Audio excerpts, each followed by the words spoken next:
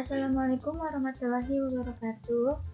Perkenalkan, nama saya Kaliana Tantri dengan nomor induk mahasiswa 18721500010 dari Program Studi Pendidikan Ekonomi, kelas Malang, Fakultas Ilmu Pendidikan, Universitas Pancasakti Bekasi. Pada video kali ini saya akan menjelaskan tentang sebuah aplikasi AI, yaitu yang berupa penunjuk jalan atau biasa kita sebut dengan Google Maps. Video ini saya buat untuk memenuhi nilai ujian akhir semester mata kuliah Artificial Intelligence dengan dosen pengampu Bapak Dr. Supriyadi STP MPD dan Ibu Ayu Nurul Amalia Eskom MPD. Adapun yang akan saya bahas yaitu 1. Pengertian Google Maps, 2. Sejarah singkat Google Maps, 3. Manfaat Google Maps, 4. Kelebihan dan kekurangan Google Maps, dan yang kelima ada tutorial penggunaan Google Maps. Nah, yang pertama yaitu pengertian Google Maps. Jadi, Google Maps ini merupakan aplikasi peta online yang gratis dari Google. Google Maps dapat diakses melalui browser web atau melalui perangkat mobile. Anda dapat menggunakan Google Maps untuk mendapatkan arahan yang detail dari suatu lokasi, mencari informasi tentang bisnis lokal, dan masih banyak lagi. Yang kedua ada sejarah singkat Google Maps. Google Maps dimulai sebagai program desktop C++ yang dirancang oleh Lars dan Jens Elstrup Rasmussen pada Where2 Technologies. Pada Oktober 2004, perusahaan ini diakuisisi oleh Google yang diubah menjadi sebuah aplikasi web. Setelah akuisisi tambahan dari perusahaan visualisasi data, geospasial, dan analisis lalu lintas, akhirnya Google Maps diluncurkan pada Februari tahun 2005.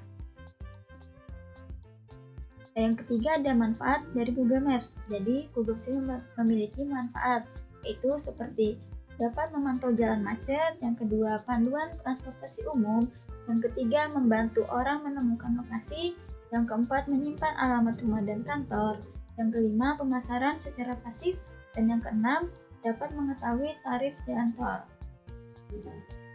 Nah, adapun kelebihan menggunakan Google Maps, yang pertama kita jadi dapat mengetahui estimasi waktu perjalanan. Jadi seseorang yang ingin melakukan perjalanan itu bisa memperkirakan waktu berapa lama waktu yang harus ditempuh dari rumah atau dari lokasi awal sampai ke lokasi tujuan. Yang kedua, dapat mengetahui titik kemacetan di jalan. Dan biasanya titik kemacetan di jalan itu ditandai dengan warna merah. Dan yang ketiga, memudahkan seseorang yang memiliki usaha atau bisnis. Jadi untuk seseorang yang memiliki usaha atau bisnis itu, dengan adanya Google Maps dapat dimudahkan. Karena dengan adanya lokasi bisnis tersebut di sebuah Google Maps itu, seseorang dapat dengan mudah menemukan lokasi sebuah bisnis atau usaha.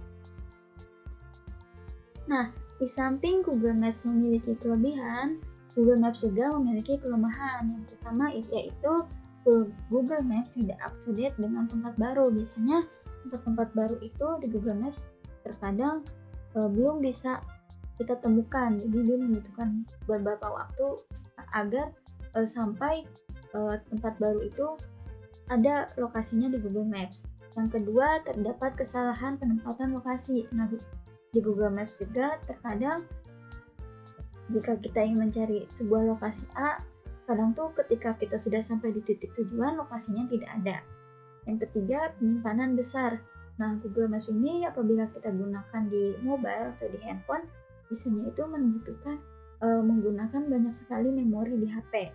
Jadi penyimpanannya itu sangat besar. Dan yang keempat, tidak dapat digunakan jika tidak ada internet. Nah, Google Maps juga kelemahan yang paling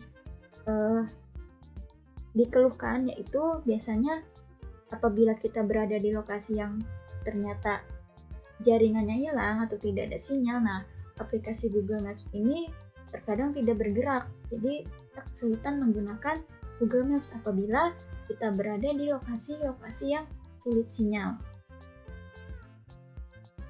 Nah, di sini ada tutorial penggunaan Google Maps. Nah, saya sebelumnya sudah membuat sebuah tutorial untuk mencari lokasi di Google Maps. Nah, berikut ini videonya yang akan saya tampilkan. Nah, yang pertama kita buka aplikasi Google Maps. Lalu di sini misalkan kita ketikkan mencari alamat, yaitu contohnya Universitas Pancasakti Bekasi. Nah, di kolom pencarian bisa langsung kita ketikkan saja Universitas Pancasakti Bekasi. Setelah itu kita klik universitasnya. Nah, di sini adalah gambaran untuk lokasi yang kita tuju dan datanya. Lalu bisa kita klik rute untuk melihat tinjau perjalanan. Lalu bisa tambahkan lokasi kita. Misalkan saya ambil contoh lokasi rumah saya. Nah, dari rumah saya menuju kampus itu ternyata sekitar 18 menit dengan jarak 6,7 km. Lalu kita bisa klik plat tinjau dan berikut ini rute-rute yang saya lewati menuju kampus.